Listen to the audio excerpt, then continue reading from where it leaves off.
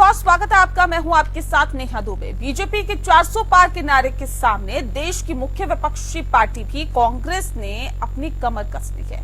जब बीजेपी एक तरफ अपने सबसे बड़े ब्रांड मोदी नरेंद्र मोदी के चेहरे पर और उनकी गारंटी को लेकर लगातार तीसरी बार केंद्र में आने की तैयारी में जुटी है, तो ऐसे में कांग्रेस भी राहुल गांधी की प्राथमिकता युवाओं और किसानों को फोकस करके चुनाव में उतारने जा रही है। चुनावी मैदान पर मनोवैज्ञानिक जीत के लिए सबसे अहम होती है रणनीति। लोकसभा चुनाव की घोषणा से ठीक पहले कांग्रेस ने भी मीडिया और पब्लिसिटी के लिए कई तैयारियां की है। आइए आपको विस्तार से बताते हैं कि कांग्रेस कैसे बीजेपी से दो हाथ करेगी। राहुल गांधी की भारत जोड़ो न्याय यात्रा में एक बात गौर करने लायक है कि राहुल पूर्वोत्तर भारत से लेकर अब उत्तर प्रदेश में राज्य के स्थानीय मुद्दों को जोर शोर से मंच पर उठा रहे हैं। उसी तर्ज पर कांग्रेस पहली बार चुनाव प्रचार नीति में प्रयोग करने जा रही है और ऐसे में बीजेपी का मीडिया कैंपेन जहां एक तरफ पीएम मोदी और उनके इर्द गिर्द नजर आ रहा है, तो कांग्रेस माइक्रो लेवल पर स्थानीय और प्रादेशिक मुद्दों को उठाकर प्रचार कर रही है। दरअसल विविधता भरे भारत देश में हर राज्य के लोकल मुद्दों को आगे रखा जाएगा। साथ ही हर आयु वर्ग, खास करके युवा, महिला, मजदूर, पिछड़े, आदिवासियों की समस्या और उसको लेकर कांग्रेस के वादों को मतदाताओं तक पहुंचाया जाएगा। 4 मार्च को कांग्रेस के मैनिफेस्टो कमेटी की बैठक है और इस बैठक में लोकसभा चुनाव के लिए कांग्रेस की घोषणा पत्र की रूपरेखा तय होगी। घोषणा पत्र में राहुल गांधी के उठाए गए मुद्दों की झलक होगी। साथ ही किसान, बेरोजगार, युवाओं के लिए रोड मैप होगा। राहुल गांधी के नारे जिसकी जितनी आबादी उसकी उतनी भागीदारी के थीम को भी घोषणा पत्र में जगह दी जाएगी। संभवतः जातिगत जनगणना का वादा कांग्रेस कर सकती है और ऐसे में कांग्रेस अगले हफ्ते से ही अपना आउटडोर कैंपेन शुरू कर रही है। चुनाव प्रचार में काम आने वाली मीडिया वैन, पब्लिसिटी मटेरियल और होर्डिंग के लिए 2 बड़ी कंपनियों को हायर किया गया। कैंपेन क्रिएटिव बनाने के लिए मुद्रा और मीडिया वैन के लिए आईपीजी को जिम्मा दिया गया। किसान आंदोलन के बीच कांग्रेस कल से ही देश की हर मंडी में होर्डिंग लगाने जा रही है और इस होर्डिंग में एमएसपी की कानूनी गारंटी का नारा लिखा होगा। साथ ही इस होर्डिंग में कांग्रेस के अध्यक्ष मल्लिकार्जुन खड़गे और राहुल गांधी की तस्वीर के साथ ही केंद्र में सरकार बनने पर किसान की हर फसल के लिए न्यूनतम समर्थन मूल्य यानी एमएसपी की कानूनी गारंटी का वादा होगा।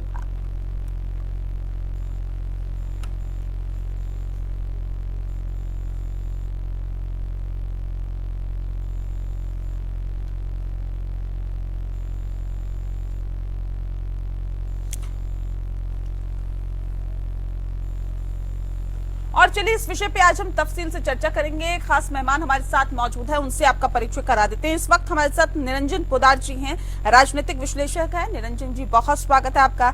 डॉक्टर विजय खैरा साहब इस वक्त हमारे साथ जुड़ गए हैं, बीजेपी के प्रवक्ता हैं। खैरा साहब, स्वागत है आपका। और प्रेम नारायण सिंह जी हमारे साथ जुड़ गए हैं, कांग्रेस के प्रवक्ता है। प्रेम जी, आपका बहुत स्वागत है। इस खास कार्यक्रम की शुरुआत प्रेम जी आपके साथ ही करते हैं। जो हालात और जो स्थितियां फिलहाल देश में दिखाई दे रही है, भारतीय जनता पार्टी तो 400 पार की बात कर रही है, कह रही है एनडीए 400 पार। कांग्रेस क्या भेद पाएगी इस किले को, और जिस दावे को भारतीय जनता पार्टी कर रही है उसे तोड़ना कितना मुश्किल है? मेरी आवाज आ रही है? जी जी। देखिए, इसमें ऐसा कुछ भी नहीं है। ये जो इनका भ्रम है, जो इनका सोचा समझा एक षड्यंत्र होता है, लोगों के बीच में जाना, लोगों को भ्रमित करना। भ्रमित कर रहे हैं आप अपना कार्य कर रहे हैं, लेकिन देश की जनता जिसने आपकी तरफ आशा भरी नजर से देखा, आपकी तरफ लोगों ने ये देखा था कि नहीं, ये आएंगे, शक्तिमान बन के आएंगे, लोगों के कष्टों का निवारण करेंगे, महंगाई खत्म हो जाएगी, बेरोजगारी खत्म हो जाएगी, भ्रष्टाचार मिट जाएगा। लेकिन जब उन्होंने आम जनता देख रही है, क्योंकि हमारे देश की जो जनता है, आम जनमानस है, यूथ है, वो एजुकेटेड है, सारी चीजों को देखता है, समझता है और क्रियाशील भी है। जब वो देख रहा था कि हमें बहुत ये नारे बताए गए थे, बहुत हुई महंगाई की बार, अब की बार मोदी सरकार, ये तो 2014 की बात है ना, सुन लीजिए 2014 की बात है। 2014 में तो फिर एनडीए की सरकार बनी, फिर 2019 में भी आप इसी बात को कहते रहे, फिर एनडीए की सरकार बनी। अब तो ये कह रहे 400 पार, कह रहे जीत हमारे लिए बड़ी बात नहीं है, हम तो 400 पार करके दिखाएंगे। मैं वहीं आ रहा हूँ, हाँ। बात को कंप्लीट होने दीजिए। हाँ। जब इन्होंने अपनी सारी बातें कही, तो यूथ का इनके प्रति एक अट्रैक्शन हुआ, पूरा देश का युवा इनके साथ, बल्कि हर वर्ग जुड़ा। लेकिन जुड़ने के बाद उन्होंने क्या पाया कि रोजगार के नाम पर युवाओं को लाठियां मिल रही हैं, किसानों को उनकी आय दोगुनी करने के नाम पर उनके ऊपर गोलियां दागी जा रही हैं, उनके रास्ते में कीलें बिछाई जा रही हैं, यूरिया का वजन घटाया जा रहा है, परीक्षाओं के नाम पर पहले फॉर्म भरवाए जाते हैं, करोड़ों रुपए राजस्व में जमा कर लिया जाता है और उसके बाद में पेपर लीक हो जाता है। अग्निवीर बना करके युवाओं के साथ किस कदर मतलब देश के साथ और युवाओं के भविष्य के साथ, दोनों के साथ खिलवाड़ किया जा रहा है। और तो और बहुत अच्छे सपने दिखाते दिखाते कि अच्छे दिन आएंगे, अच्छे दिन आएंगे, और इतने अच्छे दिन ला दिए कि इस देश में आज की जो तारीख है, आज की डेट में पैदा होने वाले प्रत्येक बच्चे के ऊपर लगभग 1.5 लाख रुपए का कर्ज इन्होंने लाद दिया। इसको अब पूरा देश देख रहा है। अब जो ये बोलते हैं ना कि अब की बात 400 पार, वो क्यों बोलते हैं? क्योंकि इनका प्रबंधन आपने देखा, चंडीगढ़ का अभी जो चुनाव सामने आया, सुप्रीम कोर्ट को उसमें हस्तक्षेप करना पड़ा। सुप्रीम कोर्ट ने इस देश में एक ऐतिहासिक निर्णय दिया। नहीं, इसमें बीजेपी का कहाँ इन्वॉल्वमेंट बताया उन्होंने ये नहीं कहा ना कि भारतीय जनता पार्टी ने कराया। उन्होंने बोला अधिकारी की गलती थी, कठोर कार्रवाई होगी या होनी चाहिए, लेकिन ऐसे में भारतीय जनता पार्टी ने करवाया ये तो कहीं सामने नहीं आया ना। बहरहाल मैं उस पर आती हूँ, लेकिन खैरा साहब मैं आपका रुख कर लेती हूँ। यही दिक्कत है देश की। एक मिनट उस बात को सुन लीजिए। दिक्कत क्या है ना, यही इस चीज की एक दिक्कत सबसे बड़ी यही आती है। क्या सुप्रीम कोर्ट कहेगा कि बीजेपी ने किया है? क्या इसमें जांच नहीं होनी चाहिए कि वो अधिकारी ये सब करने के लिए बेबस हुआ क्यों? कोई भी अधिकारी, कोई भी कर्मचारी जो सरकार से सैलरी प्राप्त कर रहा है। ठीक है, देखिए हम इस मुद्दे पे नहीं जाएंगे। हम 400 पार की बात जब की जा रही है भारतीय जनता पार्टी की तरफ से, तो कांग्रेस की क्या रणनीति है समझने की आज हम कोशिश कर रहे हैं। लेकिन ठीक है निरंजन जी, दोनों की अगर हम तुलना करें, एक तरफ एनडीए, एक तरफ जो इंडिया गठबंधन है, इंडिया गठबंधन जिसका जिक्र किया जा रहा है, दोनों अपने हिसाब से कह रहे हैं कि हम मजबूत हैं। वो कह रहे हैं कि 400 पार करेंगे, ये जीत के लिए जद्दोजहद। अब ऐसे में क्या लग रहा है कि कहीं एक पलड़ा भारी है, या लगता है कि जो कंपटीशन है वो काफी टफ है? देखिए नेहा जी, इसके अंदर अगर आप देखेंगे तो अगर हम दोनों गठबंधनों के मूल्यांकन करें तो अब 2024 की जब रणभेरी बच चुकी है, तो एक तरफ आप देखेंगे एनडीए गठबंधन जो है वो आप ये समझ लीजिए नई ऊर्जा और आत्मविश्वास से लबरेज जिस तरीके से आज प्रगति के घोड़े के ऊपर दौड़ लगा रहा है। आप ये देखेंगे कि आज भारतीय जनता पार्टी की स्थिति ये है कि उनका एक राउंड जनता के बीच में हो चुका है और उनके लगभग समझ लीजिए लोकसभा की सभी सीटों के लिए उनके सर्वे मेरे हिसाब से कंप्लीट हो चुके हैं और लगभग सुनने में आ रहा है कि 150 सीटें इन्होंने अपनी डिसाइड भी कर ली हैं, जिनके किसी भी समय घोषणा हो सकती है। और दूसरी तरफ आप देखेंगे इंडिया गठबंधन की, तो उसके अंदर अभी तक यही नहीं पता कौन किसके साथ रहेगा, कौन किसके खिलाफ लड़ेगा, कौन कितनी सीटों पे लड़ेगा। आपने देखा होगा अभी बात आप कुछ भी करें, कितनी भी बात करें, लेकिन आज आपकी स्थिति कितनी बुरी स्थिति से आपकी पार्टी गुजर रही है कि अगर उत्तर प्रदेश के गठबंधन की बात करें तो उत्तर प्रदेश के अंदर जो समाजवादी पार्टी ने निर्णय करके दे दिया, आपको उसी के ऊपर मानना पड़ गया। और दूसरी तरफ आप दिल्ली के अंदर आकर के देखेंगे तो आपने एक हिसाब से समझ लीजिए आम आदमी पार्टी के सामने आप शरणागत हो गए। क्यों और ये बात मतलब आप ये कह रहे हैं कि छोटी छोटी पार्टियों के सामने, जो क्षेत्रीय पार्टी है उनके सामने नतमस्तक हो गए कि जी कर लीजिए जो फैसला करना है। प्रेमपाल, ठीक है, कहने का तात्पर्य ठीक है। प्रेम नारायण जी जल्दी से, मैं आ रही हूँ। नहीं देखिए, यहाँ बड़ी हास्यास्पद स्थिति हो जाती है जब ऐसी बात आती है सामने। ये बड़ी हास्यास्पद स्थिति हो जाती है। कैसे हो जाती है कि अगर गठबंधन में चर्चा बिक जाती, किसी प्रकार का रार हो जाता, तो यही कहते कि कांग्रेस पार्टी को बड़ा दिल रखना चाहिए था, कांग्रेस पार्टी को बड़ी विचारधारा रखनी चाहिए थी, कांग्रेस को अहंकार छोड़ना चाहिए था। इनको सवाल करना चाहिए। आप अगर सवाल करते हो ईमानदारी से, आप बन के बैठते हैं, आप कोई चर्चा ईमानदारी से करते हैं, आप एक चीज समझिए, क्या आपने ये बोल पाया कि जिस आरएलडी को हमारा परिवार, इंडिया परिवार 7 सीटें दे रहा था और उनका आत्मसम्मान टिक रहा था, आज वो 2 सीटों पर है। क्या कहेंगे अब आप वहां जाकर के उनको कान पकड़ के बैठेंगे? नहीं कहेंगे आप, नहीं पाएंगे आप। क्यों नहीं कह पाएंगे? देखिए, हर जगह पर जब परिवार बैठता है, इस समय लड़ाई, इस देश की जो लड़ाई है, कांग्रेस की विचारधारा जो चलती है, कांग्रेस का जो सिद्धांत है, वो कांग्रेस का सिद्धांत शुरू से रहा है। आप स्टडी करिए, विश्लेषण करिए। कांग्रेस का सिद्धांत रहा है सदैव आम जनमानस को और अधिकार देने का कार्य किया है। उन्होंने निजी स्वार्थ, सत्ता के लिए, सरकार के लिए काम नहीं किया कि आप हमारे साथ आइए, आपके चेहरे को हम बेचेंगे और अपना उल्लू सीधा करेंगे। जी नहीं, कभी नहीं कहा। कांग्रेस पार्टी का सिद्धांत है, हमें लड़ाई लड़नी है, अगर देश को बचाने की लड़ाई लड़नी है, संविधान को बचाने की लड़ाई लड़नी है, देश के आमजन को बचाने की लड़ाई लड़नी है, तो उसमें हमारा निजी स्वार्थ, हमारा कोई भी पद प्रतिष्ठा बीच में नहीं आएगा। ठीक है, विजय खैरा साहब भी हमारे साथ जुड़ गए हैं। विजय खैरा साहब जी, सवाल इस बात को लेकर है सर, ये तो कह रहे हैं कि देखिए 400 पार की आप बात कर रहे हैं, 400 पार तो हो नहीं पाएगा आज, क्योंकि हालात देश में ऐसे हैं कि किसान परेशान है, सड़कों पर है, युवा परेशान है, नौकरी के लिए दर दर भटक रहा है, महिलाओं को सुरक्षा नहीं मिल पा रही है, महंगाई अपने चरम पर है। कह रहे हैं कि आप लोग तो कह के आए थे कि जी अच्छे दिन आएंगे, कह रहे कहाँ है अच्छे दिन? आज हर वर्ग ये पूछ रहा है कि अच्छा दिन है आखिर कहाँ पर। कह रहे कुछ नहीं होने वाला, भले ही आप 400 पार की बात करें, होने वाला कुछ नहीं है।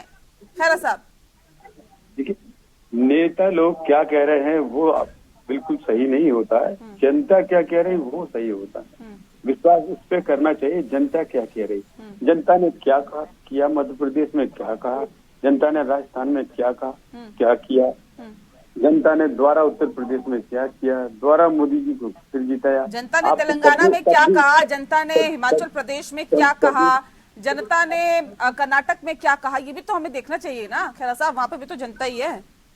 130 प्रदेश में से हम 30 में जीतेंगे, 100 में से 100 में जीतेंगे। आप मेजोरिटी की बात करिएगा, कितनी लोकसभा सीटें हमारे पास, अगर इनके पास 150 आ गई या 200 आ गई और हमारे पास 300 से ज्यादा है, 443 में, 543 में, तो क्या कहेंगे कि आप क्यों आ गई इनके पास 100 सीटें? हम तो चाहते हैं, पहले से ही सोच के चल रहे हैं कि 300 सीटें आएगी, आप तो 400 पार का नारा दे रहे हैं। मैं ये कह रहा हूँ, अगर हमारे पास 3 सीटें आ गई, उनके पास 100 आ गई या 150 आ गई या 200 कुछ भी आ गई, नारा की बात नहीं है, मैं तो अभी कल्पना की बात कर रहा हूँ। आ गई तो उसका मतलब आप ये कहेंगे हमसे कि हम हार गए सब जगह, हम कुछ नहीं किया, हमने काम किया। अगर हम 360 भी जीतते, अगर हम सरकार भी अपनी बनाने के लिए 1 सीट भी ज्यादा जीतते तो भी हम मेजोरिटी में हैं, लेकिन हम तो जीत रहे हैं, तो हर बार बढ़ती है हमारी सीटें, उत्तर प्रदेश में बढ़ गई, यहाँ बढ़ गई, और इनकी घटती चली जा रही है सबकी। और दूसरी बात, इनके पास है क्या बोलने को? महंगाई क्या, आज का जीडीपी जो आप देख लीजिएगा, हमने तो 8.5 क्रॉस कर दिया। इन्हें मालूम नहीं है, हमेशा क्या करते हैं, एक आंकड़े से बात करते रहेंगे, विपक्ष की आदत बन चुकी है। अगर एक सामने से सीधी बात करते कि हमने क्या किया कश्मीर में, हमने क्या किया, हमने नहीं, तो अगर वो सवाल उठा रहे हैं तो देखिए गलत तो नहीं है ना कि आज अगर किसान सड़कों पर है तो है, इनकी नजर में है ना किसान सड़कों पर, तो आपकी नजर में नहीं है क्या? मेरी नजर में ये है कि वही किसान लोगों ने खालिस्तान का नारा लगाया था। मतलब जो आवाज उठा ले वो खालिस्तानी, पाकिस्तानी और आतंकवादी हो जाता है क्या सर? तो आप एक्सेप्ट कर लीजिए, आप अगर आपको खालिस्तानी पसंद है तो आप करिए ना, हमें कोई इतराज नहीं। मेरे पसंद करने से क्या होगा, मैं तो आपसे पूछ रही हूँ ना। अगर आपको और आपके एपीएन को या आपके यहाँ जो लोग बैठे उन सबको खालिस्तान पसंद है तो ये गलत स्टेटमेंट दे रहे हैं ना आप, इस तरह से सवाल मत करिए। नहीं, ये तरीका नहीं है, जो सवाल है उसमें रहिए। नहीं, मेरा सवाल ये है कि जो विरोध करेगा, जो आवाज उठाएगा, वो खालिस्तानी हो जाएगा क्या? मैंने ये नहीं बोला, मैंने कहा उन लोगों में ऐसे लोग थे जिन्होंने खालिस्तान के नारे लगाए, उन लोगों में ऐसे लोग थे जिन्होंने तलवारें घुमाई हैं और जिन्होंने लाल किले पे जाके झंडा गाड़ा है खालिस्तान का, ऐसे लोग थे उनमें। मैं ये कह रहा हूँ, तो ये किसान का तो पहले के प्रदर्शन और आंदोलन की आप बात कर रहे हैं ना, आज की बात करिए ना। आज किसने खालिस्तान के नारे लगाए, किसने लाल किले पे खालिस्तानी झंडा फहराया, बताइए? अब पता लगेगा अभी कि किसको कौन फंड कर रहा है इसमें। नहीं, भारतीय जनता पार्टी के नेता अंतर्यामी है क्या? नहीं, अंतर्यामी तो आप तो लोग आपको हैं। पहले पता चल गया कि ऐसा होने वाला है? नहीं, अंतर्यामी तो आप लोग हैं, प्रेस वाले सबसे पहले जान लेते हैं अंतर्यामी होते हैं। हम थोड़ी हो सकते कभी अंतर्यामी। हम तो ये बता रहे हैं कि हमारा अनुभव वास्तव में ये था और ये प्रमाणित है। हमारा अनुभव ये है कि आतंकवाद से कश्मीर पूरा का पूरा दूसरों के कब्जे में था। हमारा ये अनुभव है कि इस तरह के लोगों को फंडिंग की जा रही थी, ऐसे लोगों को और फंडिंग हो रही है। ये अनुभव पिछले 25-30 साल में जो हुआ है वो हम देखने का प्रयास कर रहे हैं। निरंजन जी, ठीक है, मैं आती हूं। निरंजन जी देखिए, इससे पहले जब यूपी में विधानसभा चुनाव थे उस वक्त तीनों कृषि कानून के खिलाफ जो किसान है वो सड़कों पर थे। हालांकि ये भी कहा गया कि देखिए खालिस्तानी है, इन्होंने ऐसा किया वैसा किया, वो अलग चीज है, लेकिन सरकार को झुकना पड़ा, तीनों कृषि कानूनों को रोल बैक करना पड़ा, इसमें कोई दो राय नहीं है। अब ऐसे में एक बार फिर से अगर वही स्थिति है, लोकसभा चुनाव नजदीक है, तो क्या ये अगेंस्ट जा सकता है बीजेपी के? देखिए नेहा जी, एक चीज मैं बताऊं, चाहे इस देश का किसान हो, चाहे इस देश का आम जनमानस हो, चाहे इस देश की आम जनता हो, सभी हर चीज को समझ के चलते हैं। अगर हम बात करें कि किसान आंदोलन की, तो आपको एक चीज समझनी पड़ेगी कि 2020 के अंदर जो किसान आंदोलन शुरू हुआ था और 2021 तक जो चला था, जिसके सामने हम लोग कहते हैं कि भाई सरकार नतमस्तक हो गई थी, और सरकार ने जिसके सामने शीर्षासन किया था, निश्चित रूप से उस समय सरकार ने किसान भावनाओं का आदर करते हुए उन सब चीजों को मान लिया। लेकिन अब जो वर्तमान के अंदर जो एक किसान के नाम पे जो आंदोलन छेड़ा गया, इसकी रूपरेखा सबके सामने, और इसके अंदर तो मैं क्या बोलूं, इसके अंदर तो जो बाकी की जो किसान जो जमाते हैं वो इसमें शामिल नहीं हुई। और आज आप देख रहे हैं कि वो किसान आंदोलन किस वजह से पिट रहा है, वो इसीलिए पिट रहा है कि उनके जो पिछली बार जो संयुक्त किसान मोर्चा के जो उनके साथी थे वो भी इस बार पीछा उनका साथ छोड़ गए। और आप देख रहे हैं कि अब तो वहां पे जो संगू बॉर्डर पे जहां जमावड़ा हुआ था, वहां से धीरे धीरे करके लोग अपने गांव जाने लगे, क्योंकि वहां से जिस तरीके से वीडियो वायरल हुए हैं, सभी ने देखा है कि भाई मोदी का ग्राफ बहुत बढ़ रहा है, हमारे पास समय बहुत कम है और हमारे पास मौका बहुत कम है और ग्राफ बहुत बड़ा है, हमें इस ग्राफ को कम करना है। तो ये सारी की सारी बातें, ये सारे तो उन किसान नेताओं की वीडियो आए हैं ना सबके सामने। तो कहने का तात्पर्य ये है कि इस चीज को किसान लोग भी समझते हैं, इस चीज को जनता भी समझती है कि क्या चीज वास्तविकता है और क्या चीज राजनीति से प्रेरित है। पहली बात। दूसरी बात, राजनीति से प्रेरित हो गए अब किसान भी। नेहा जी, हिंदुस्तान के अंदर ऐसी कौन सी चीज है जो राजनीति से प्रेरित नहीं है? मेरे को एक चीज का नाम बताइए जिसके अंदर राजनीति से प्रेम नारायण जी, देखिए अगर किसान भी सड़कों पे है तो राजनीति से प्रेरित अब बताया जा रहा है। अब इसको किस तरह से लीजिएगा, क्योंकि ये तो समझने वाली बात है कि अगर किसान सड़कों पर है तो इसे किस तरह से देखा जाए और क्या वाकई ये राजनीति से प्रेरित है? प्रेम नारायण जी, मैं सीधा रुख आपका कर लेती हूँ। जिस बात का जिक्र ब्रेक पे जाने से पहले किया जा रहा था, देखिए सीधे कहा जा रहा है कि जो किसान है वो अपनी मांगों को लेकर नहीं बल्कि राजनीति से प्रेरित है, इस वजह से ही सड़कों का रुख कर रहे हैं। और अब तो ये गिने चुने किसान हैं जो सड़कों पे उतरे हुए हैं, बाकी तो किसान अपना काम कर रहे हैं, खेत जोत रहे हैं। देखिए, यही इस देश का ये परम दुर्भाग्य है। इस देश का जो भरण पोषण करने वाली जनता है, जिसको किसान कहता है, जब बजट पेश होता है भारतीय जनता पार्टी का, तो बड़े सम्मान के साथ उसमें नाम दिया जाता है अन्नदाता। किसान की खाद की बोरी से उसका वजन घटा दिया जाता है, 50 किलो की 40 किलो की कर दी जाती है। किसान आवाज ना उठाए ये खुश हैं। खाद के दाम बढ़ा दिए जाते हैं, किसान आवाज ना उठाए ये खुश हैं। आपकी अगर आप एक छोटी सी चॉकलेट बनाते हैं, आप माचिस की तीली बनाते हैं, आप एक कोई छोटा सा काम करते हैं, या उसी किसान की खरीदी हुई फसल आप अपनी दुकान में रख कर के बेचते हैं, तो उसकी कीमत आप तय करते हैं। आप अपनी दुकान में बैठ करके तय करेंगे कि आटा हम इस रेट बेचेंगे, चावल हम इस रेट बेचेंगे, लेकिन किसान कुछ तय नहीं कर सकता। किसान खाद आपकी मनमर्जी से लेगा जो रेट आप देंगे, फसल वो मेहनत वो करेगा। ये बारिश हो रही है, ओलावृष्टि हो रही है, उसका नुकसान हो रहा है, वो मांग नहीं कर सकता। इस सरकार ने किसान का जो फसल का जो दुर्घटना होती है, फसल में जो नुकसान होता है, क्षतिपूर्ति के लिए मानक देखिए। विश्लेषक लोग जब बोलते हैं बड़ा ताज्जुब होता है कि आप क्या विश्लेषण करके आते हैं। आप पूर्व की सरकार के साथ आप मंथन करिए और देखिए पूर्व की सरकार किसानों को किस तरीके से मुआवजा देती थी और आज क्या मुआवजा सरकार दे रही है।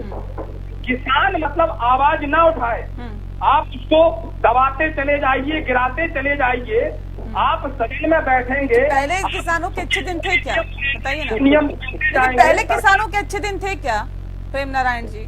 तो पहले किसान क्या आत्महत्या नहीं करते थे क्या? हुई, पहले किसान परेशान नहीं थे क्या? कांग्रेस पार्टी ने सदैव किसानों के साथ खड़े हुए, चाहे खाद्य सुरक्षा बिल लाए हो। किसान तो कहते हैं कि 75 सालों से सिर्फ हमें ठगा ही गया है, सरकारें आई और गई लेकिन हमारा कोई फायदा नहीं हुआ। अभी खेरा साहब कह रहे थे, अभी जब उनका मौका आया बोलने का, वो ये कह रहे थे कि पिछले 70 सालों में कांग्रेस ने कुछ नहीं किया। भाई आप देश की जनता, खेरा साहब आपसे जवाब मांग रही है। पिछले आपके 2014 से पहले की सभी सरकारों में, उसमें आपकी माननीय अटल बिहारी वाजपेयी जी की सरकार का भी कार्यकाल जोड़ दिया जाए, इस देश पर मात्र 55 लाख करोड़ रुपए का कर्ज था 2014 से लेकर के 2024 नहीं आया 10 साल में। तो जो कार्य पिछले 70 सालों का जो आप रोना रोते हैं उन्होंने नहीं कर पाया, आपने 150 लाख करोड़ रुपए कर्ज ले लिया। ये कहाँ जा रहे हैं साहब? देखिए क्या स्थिति पहुंचा दी देश की। आज हर वर्ग तो परेशान है ही, देश का राजस्व घाटा भी बढ़ता जा रहा है, उसके लिए जिम्मेदार कौन है? कैसे 400 पार करिएगा? ये तो इस तरह के मुद्दे उठा रहे हैं आप लोगों के सामने और जनता के सामने। भारतीय जनता पार्टी पहली सरकार है जिसने किसानों को एमएसपी दिया। इन्होंने तो नहीं दिया ना, वो चिल्लाते रहे, कभी नहीं दिया। इन्होंने तो कभी फसल का बीमा नहीं किया ना, फसलों का बीमा तो हमने शुरू किया ना। और फिर इसके बाद ये कह रहे हैं पेंशन हम ही दे रहे हैं। जिस क्षेत्र में फसल खराब हो जाती है, ओलावृष्टि हो जाती है, पाला पड़ जाता है, बाढ़ से डूब जाता है, उन सबको मुआवजा हम ही दे रहे हैं। इन लोगों ने तो कुछ किया ही नहीं है, फिर भी इतना चिल्लाते हैं। जैसे केजरीवाल चिल्लाते रहते हैं हम कट्टर और सारे मंत्री जेल में, ऐसे ही इनका हाल हो गया है। तो वो किसान इतने छोटे से क्षेत्र के किसान आए हैं और उनमें भी किसानों को लाया गया है राजनीतिक कारण से। जस्ट चुनाव के पहले सब एक्टिव हो गए हैं वो लोग, वो उसको फंडिंग भी कर रहे हैं। खैर वो करें, फिर भी हम तो किसान मान के उनसे चर्चा कर ही रहे हैं ना। पिछली बार भी चर्चा की, पिछली बार अगर ऐसे आवश्यकता पड़ी, ठीक है, हमने नहीं लगाया वो बिल, वो हम समझते हैं वो भलाई में था, लेकिन नहीं समझ पाए लोग। इन लोग समझाने में सफल रहे अपने हिसाब से, जो भी रहा हो। फिलहाल अगर हम किसानों के हितैषी नहीं होते तो इतनी सारी बातें एक के बाद जो 60 साल में हुई अब हो रही है ना, वो सब चीजें तो पहले तो हुई नहीं। हमने नहरों का जाल बिछा दिया, गाँव में ग्रामीण सड़कें बना दी हमने, बनाई इन्होंने भी थी, लेकिन तो फिर सब काम हो गया, किसान भी खुश है, महिलाएं भी खुश है, युवा भी खुश है। तो फिर ये सड़कों पर उतर के प्रदर्शन करना, ये सिर्फ ये कुछ ही किसान है क्या जो राजनीति से प्रेरित है, ये कह रहे हैं आप? प्रदर्शन का हक हरेक को है और हरेक कोई ज्यादा मांगने का प्रयास करता है। बाकी कुछ नेता भी होते हैं हर एक ग्रुप में, चाहे वो मजदूर हो, चाहे डॉक्टर हो, चाहे नर्स हो, कोई भी हो। लेकिन सर जिससे मिलने की उम्मीद होती है उसी से तो मांगा जाता है ना। हाँ, तो वो तो मांगेंगे ही ना। सवाल ये है कि अब मिलेगा या नहीं मिलेगा उन्हें, ये भी तो बताइए ना। मोटे तौर पर समझा दे रहे हैं। आप जहाँ काम करती हैं आप भी चाहते हम इतनी मेहनत कर रहे हैं, हमें और मिलना चाहिए, लेकिन आपकी सीमाएं हैं। इसी तरह से हमके पास मजदूर भी है, किसान भी है, युवा भी है, सब लोग हैं। अगर उन लोगों को काम नहीं मिलता तो सीधा सामने निर्माण है इन लोगों के। क्यों हम ज्यादा सीट से जीत आते हैं 5 साल के बाद? ये तो कभी नहीं आए, ये तो सत्ता में चले जाते हैं 5 साल के बाद। हम तो और ज्यादा सीटों से जीत के आते हैं। मोदी का नेतृत्व तो जनता की इस पर जादू की तरह बोल रहा है, सामने दिखाई दे रहा है और काम दिखाई दे रहा है। दावे और वादे तो अपनी तरफ से हर स्तर पे किए जा रहे हैं, हर पार्टी की तरफ से किए जा रहे हैं, हर गठबंधन की तरफ से किए जा रहे हैं, लेकिन किसके दावों में कितना दम है ये तो आने वाला वक्त ही बताएगा। बहरहाल बहुत शुक्रिया आप सभी मेहमानों का हमारे साथ इस खास चर्चा में शामिल होने के लिए। खास पेशकश में इतना ही, नमस्कार।